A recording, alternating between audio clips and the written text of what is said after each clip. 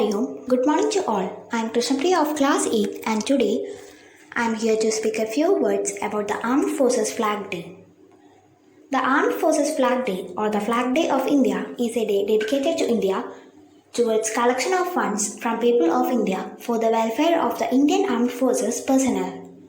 It has been observed annually in India on December 7 since 1949. Over the years, it has become a tradition to commemorate this day as an honor to the soldiers, sailors, and airmen of India.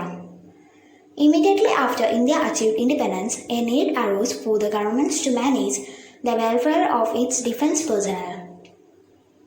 On August 28, 1949, a committee set up under the Defense Minister decided to observe a flag day annually on December 7th. The idea behind observing a flag day was to distribute small flags to the general population and in return collect donations. Flag Day gains more significance as it considers that it is the responsibility of the civilian population of India to take care of the families and dependents of the armed forces personnel who fight for the country. Jawaharlal Nehru, who was then Prime Minister of India on December 7, 1954 said, "A few weeks ago, I visited Indochina and saw our officers and men attached to the International Commission there. It gave me a thrill to see their smart bearing and the good work they were doing in that distant land. What pleased me still more was their general popularity with the people there. By their efficiency as well as their friendliness, they enhanced the reputation of India. Among them were people from all parts of India. They observed no provincial or other differences amongst themselves. I am sure my countrymen will be pleased to learn of them and would like to indicate their appreciation of these young men who serve our country both here and elsewhere so well." A way to indicate that appreciation is to contribute to the Flag Day Fund. The flag is similar to that of the United Kingdom's Ministry of Defence, first utilized in 1956 and is a common colour scheme in British aligned territories used by fellow Commonwealth members Cyprus, India, Kenya and Nigeria. The Flag Day is mainly observed to serve three basic purposes. First, rehabilitation of battle casualties. Second, welfare of serving personnel and their families.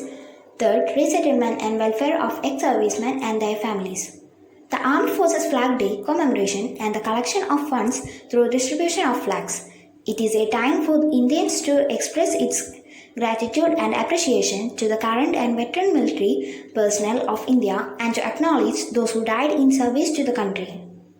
On the Flag Day, all three branches of the Indian Armed Forces, the Indian Army, the Indian Air Force and the Indian Navy arrange a variety of shows, carnivals, dramas and other entertainment programs to showcase to the general public the efforts of their personnel to ensure national security.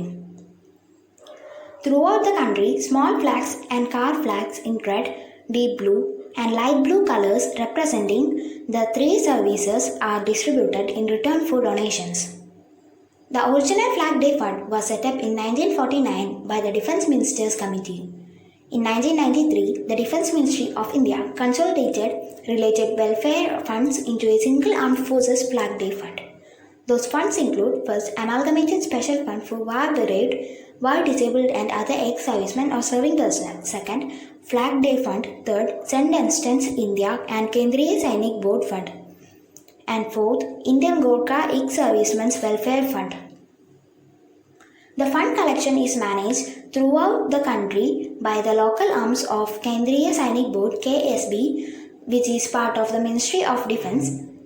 The collection is organized both by official and non-official means through voluntary organizations, though welfare of the ex-servicemen and their dependents is a joint responsibility of the Union Government and the governments of states and union territories. Majority of the problems have to be resolved only by the states and union territories. Like the Kendriya Sainik Board at the center, the Rajya or Sila Sainik Boards are responsible for policy formulation and implementation of resettlement and welfare schemes for ex-servicemen, widows and their dependents residing there in their respective states or union territories or districts. To assist the central government in this regard, there are 32 Rajya Sainik Boards and 392 Sila Sainik Boards in the country. The Secretary KSB advises the Department of Sainik Welfare in the states or union territories on the policies for resettlement and welfare of ex-servicemen, widows, and seeks reports from the Director, Department Sainik Welfare or Secretary RSP and Sila Sainik Welfare Officer or Secretary ZSB on implementation of policies and success in resettling ex-servicemen, widows, disabled personnel invalidated out from the service and their dependents. Advice is also rendered on the welfare schemes required for the clientele which are financed from funds allotted by the governments of states or union territories and the amalgamated special funds.